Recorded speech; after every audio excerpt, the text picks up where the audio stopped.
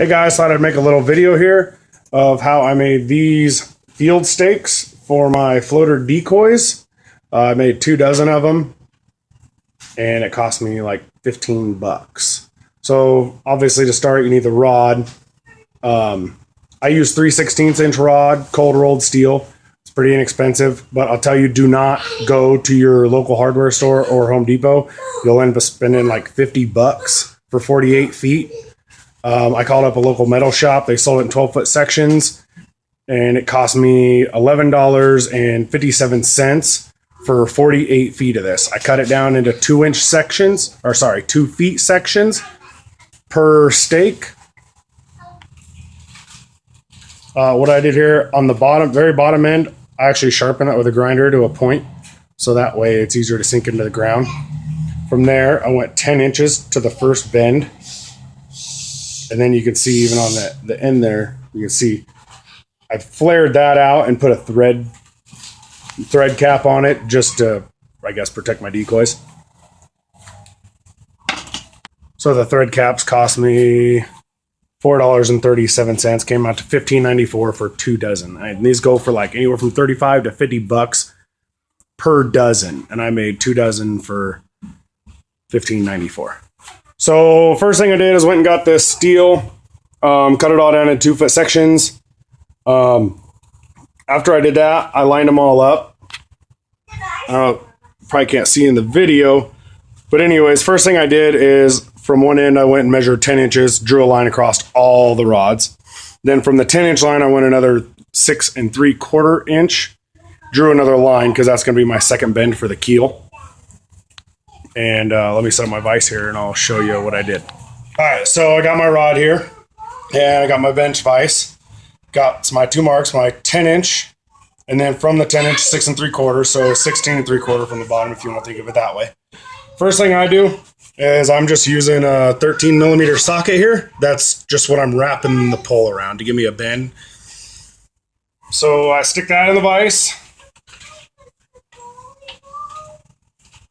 Put my second mark in the center of that socket, and I just wrap it till you get it, good and wrapped around there. Then I take the socket out, and because I want it a little bit tighter than that, I just put it in the vise like this and pinch it.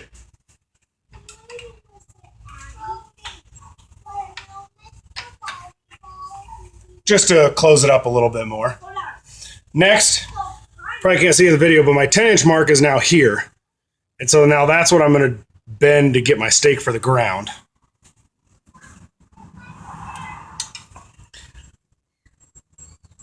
I put that 10-inch line just right at the top of the jaws.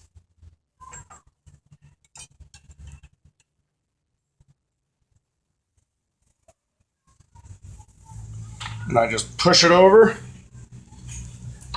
It's nice and level. And then you can do, so there now we have the bend. Then what I do is I like to flare that tip out just so when you're sliding the keel in, it slides in easier. So I just stick that little tag in, and that's why I had that measured the way it was.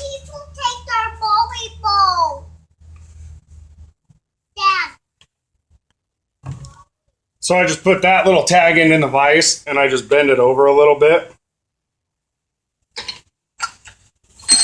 Like I said, that way just the keel will slide in a whole lot easier.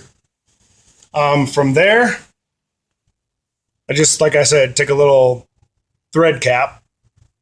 And see on these ends, because you cut it, obviously you're going to want to grind that down or something to get rid of the burrs. But I just slide that on there. A little more protection for my decoys.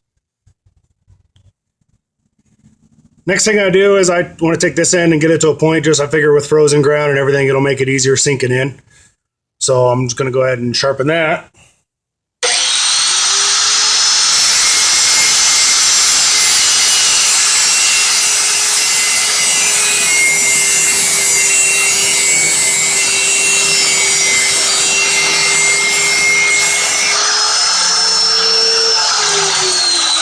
Got that to a nice point, and that's pretty much it.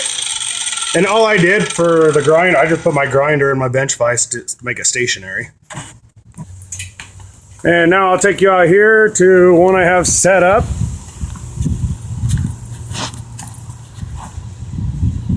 There you can see it. And look, it just slides right out of there. And slide it back in. And as you can see, I don't want to have to take off my line and my weight. So I just made them so I can leave that on there. But just take it, slide it back in, and they're not going anywhere. And to make it a little bit quicker, I mean, I'm doing this in stages. I cut them all, then I do one bend on them all, do the next bend on them all. You know, I just do everything in stages. It goes a lot quicker, so I don't have to keep changing my vise. All right, hope you guys enjoy.